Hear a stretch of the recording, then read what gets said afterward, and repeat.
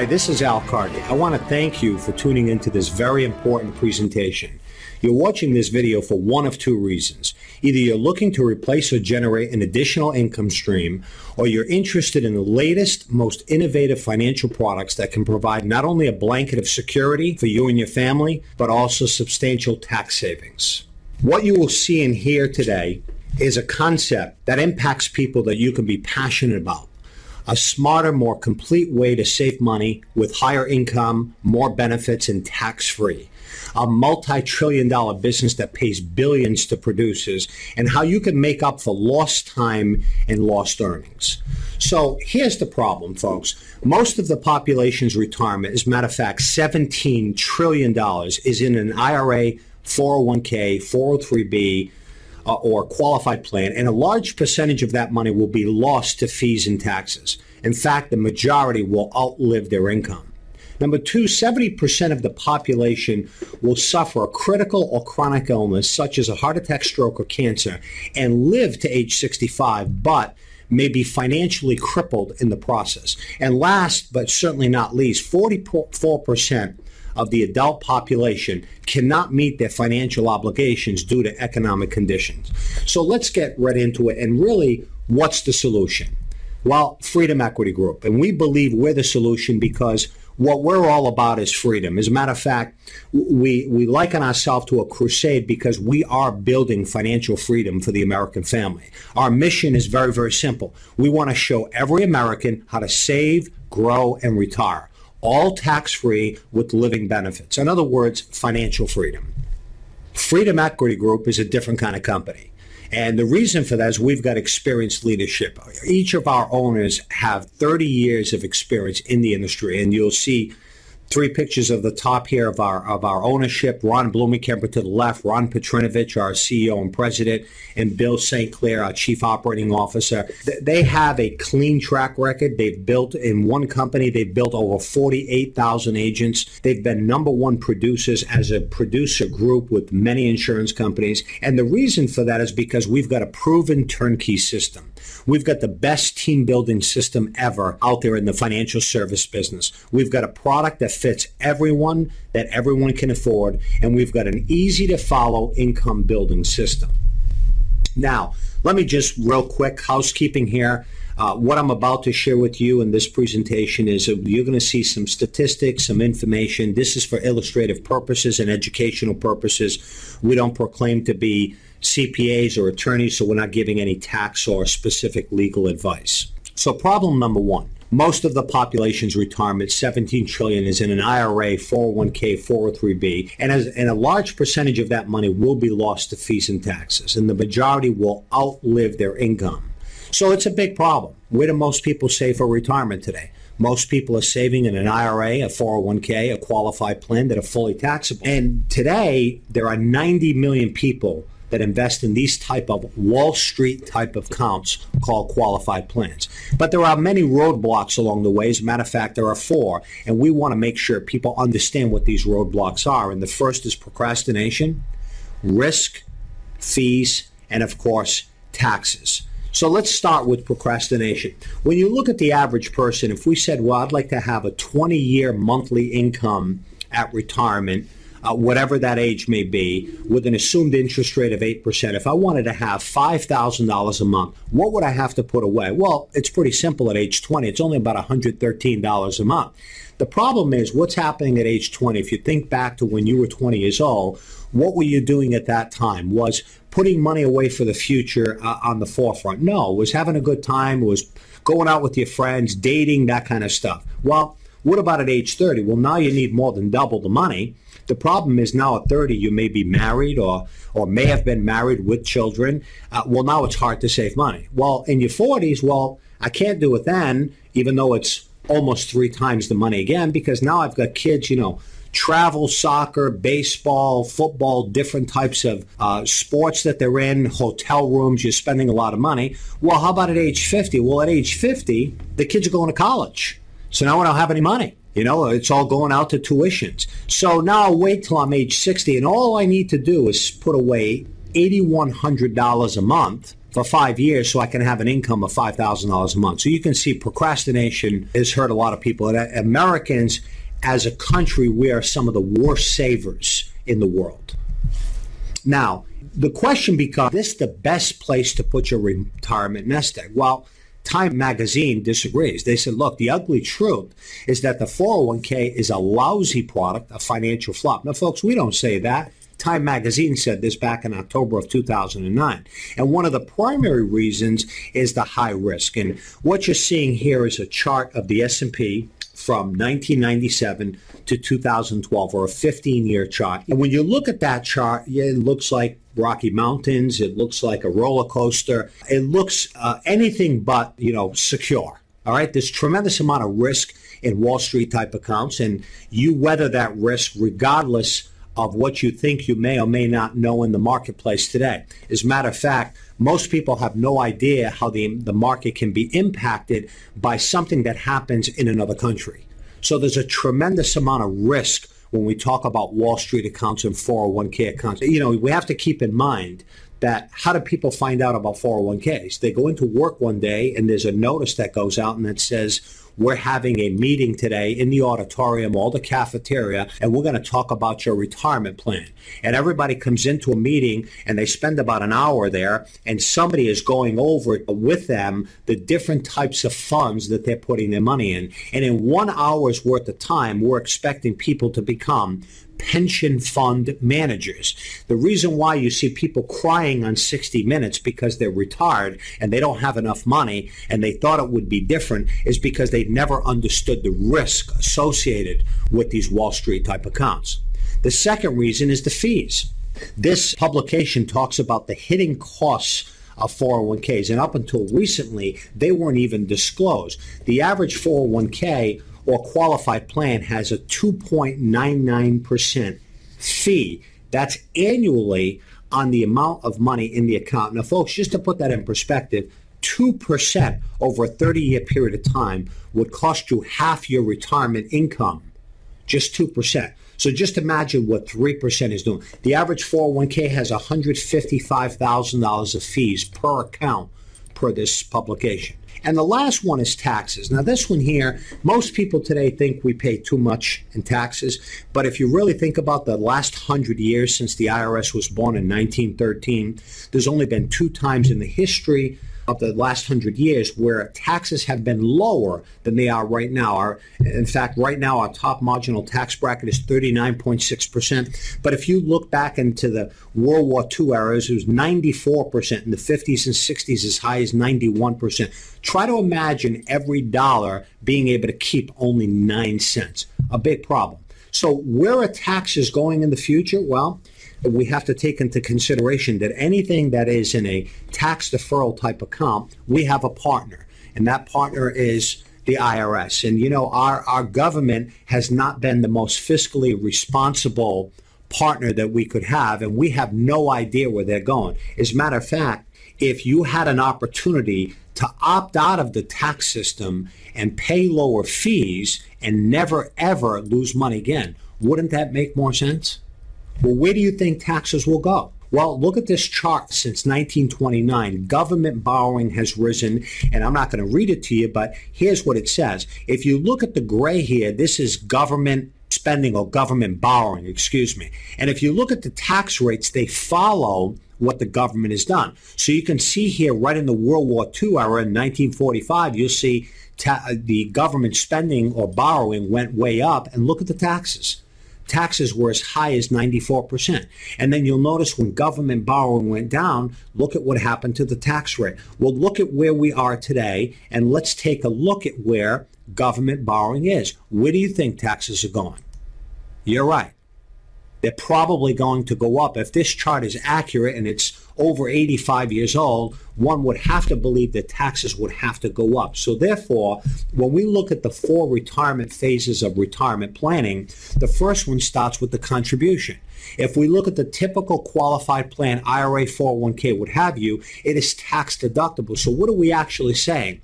No, I don't want to pay the 39 cents on a dollar today, and I'm going to defer it to the future where, based on the previous chart, more than likely taxes will be going up. So what we're saying is, I'm going to take a tax deduction today. I'd rather not pay the 40 cents today to probably pay it back later in the future. Wouldn't it make more sense to know that we've got a finite number, 40 cents, pay the tax today, not defer it out into the future? Because when you do decide to take the money out, when it has accumulated, now that's when the taxable consequence is going to come into a place. Meaning when you withdraw the money or when you're transferring it to a non-spousal heir. What's the alternative? The alternative is what we consider to be a tax-free alternative. You don't take the tax deduction today. It is still classified as deferred. However, when you need it the most, it is a tax-free benefit. When it transfers to your heirs, taxes, tax-free benefit. So our solution is pay taxes now on the seed or higher taxes later on the harvest. So what's the solution? Well, we call it the tic-tac-toe of finance, where you win every time. See, most people today, anybody who's putting any money away, investing or saving money, what they really want is safety of principal. Nobody ever wants to lose money. But the only place you can do that is in what we call fixed products. That's bank accounts, CDs, savings accounts, but those are typically associated with low rates of return. The opposite to that is upside potential. Well, that can only happen in, we call them variable products. However, those are Wall Street type accounts. The problem is the risk is still associated with those accounts. So in order to have the upside, you've got to be willing to risk the capital. Well, that's why we call this the tic-tac-toe of finance. It's called index products, where you get the safety of your money, but you also get the upside potential. The best kept secret, the underused and until now overlooked IRS Section 7702, your money never goes backwards. All your gains are locked in. It's absolutely 100% liquid, access to cash anytime, for any reason, without penalties, and yes, it's tax-free. The secret of the ultra-rich have been publicized by many different authors. Two in particular here, and this has become a national bestseller, The Tax-Free Retirement by Patrick Kelly. This talks about the alternative tax-free retirement planning. In fact, another publication from an author called Richard Hinderer, he's a CLU, he writes Common Sense Retirement, how to get 300% more spendable income. What Wall Street doesn't want you to know about your money. Well, let me ask you a question. Who wouldn't want to have 300% more spendable income? So if we go back to a chart I put up earlier, and we call this red line, and you'll see this is just a little blown up here. This is the S&P over the last 15 years. You'll see that it's a pretty rocky road. However, what if you could have something like the blue line?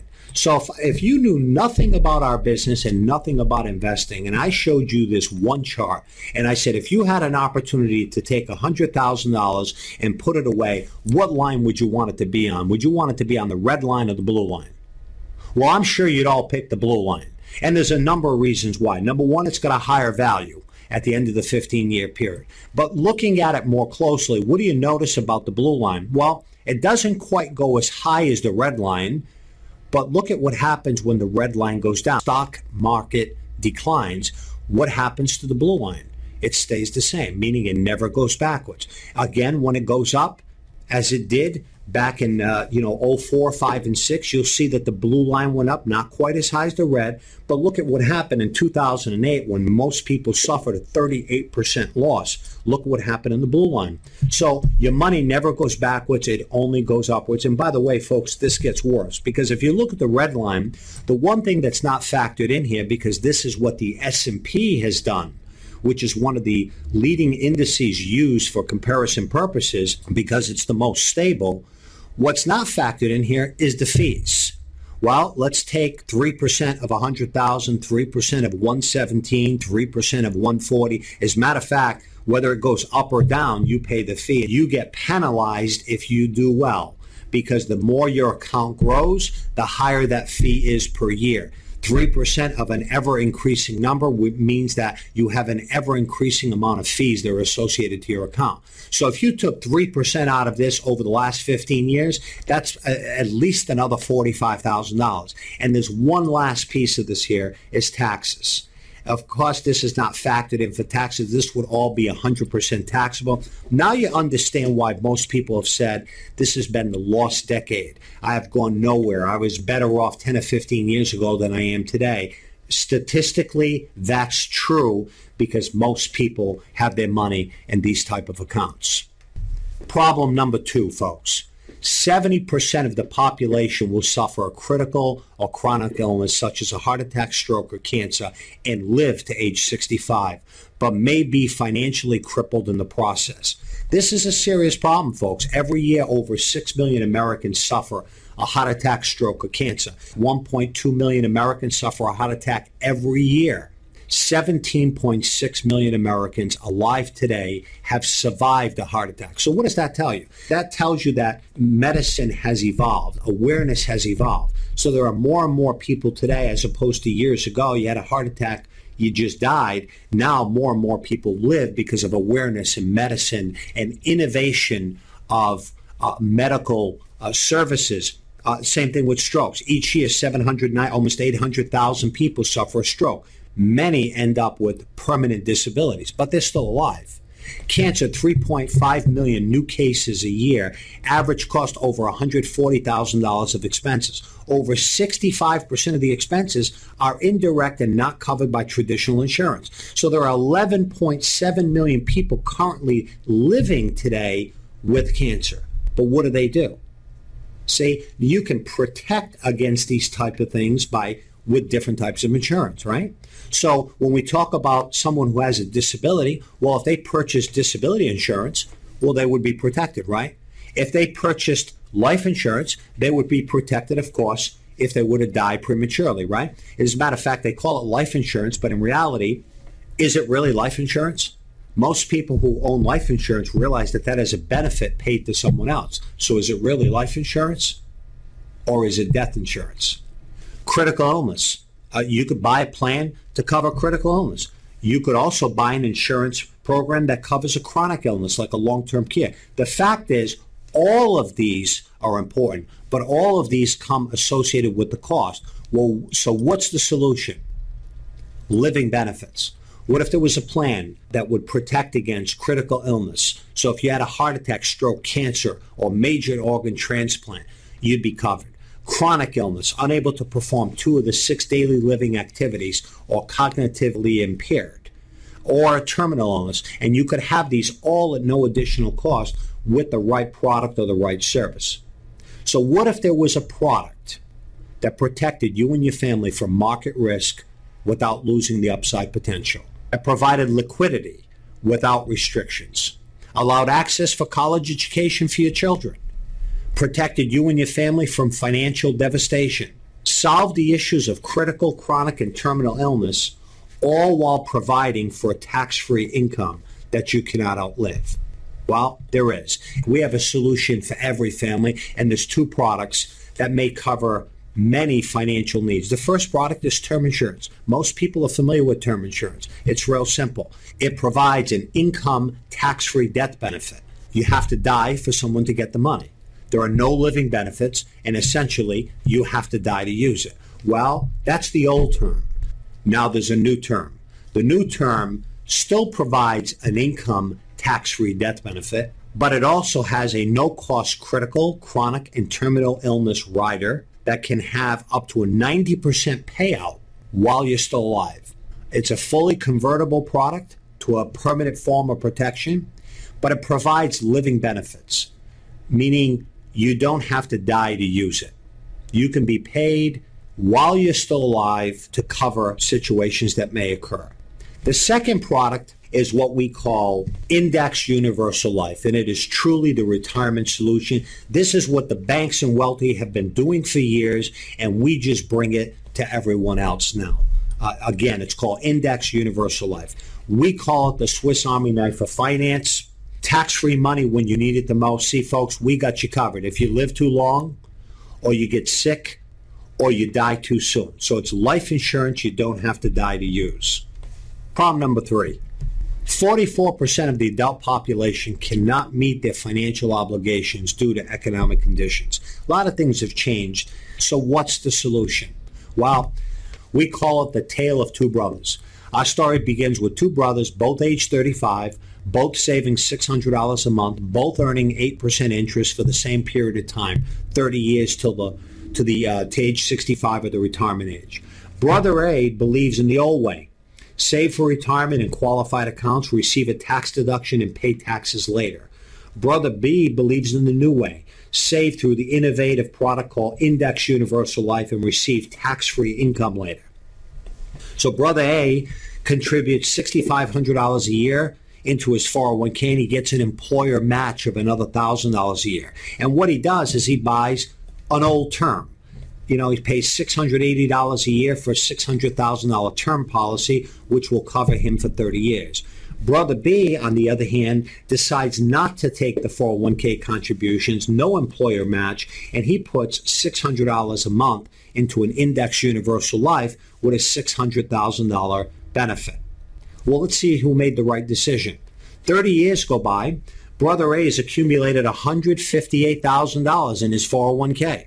Now, he no longer has insurance because he had a 30-year term, and that has now expired unless he wants to continue to pay $12,000 a year for that insurance. But he did save $65,000 in tax deductions, so he has a total of $858,000. Brother B has $709,000 in his cash value in his Index Universal Life. Still has a death benefit of $864,000. He has no cumulative tax deduction. So when we look at the sum of money, Brother A's got $858,000. Brother B has $709,000. But it's not how much you make, it's how much you keep. Well, let's look at the most important thing, and that is distribution at retirement. How much money will this provide as an income stream when you're retired? Well, Brother B can take annually $97,000 a year from his Index Universal Life plan forever as a tax-free loan. If Brother B dies at age 100, he would have received over $3.3 million and left his family over $3 million in a tax-free death benefit. Well, Brother A, to have the same amount of money come out, he has to take $129,000. Why? He's got a partner. That partner is the IRS. So at a 25% tax bracket, for him to end up with $97,000, he needs to take out $129,000. Well, unfortunately, Brother A runs out of money in 9 years at age 74, completely out of money because of the taxes associated with that account. So which plan makes you feel more financially secure? I've got two questions for you. Number one, if you were Brother A, would you want to be Brother B? I'm sure you would. And if you knew someone who was Brother A, would they want to be Brother B? Well, I'm sure they would, right? And this is essentially taking someone from the red line to the blue line. The next move is yours. Get back with the person who invited you to this presentation and find out how to get started. Thank you.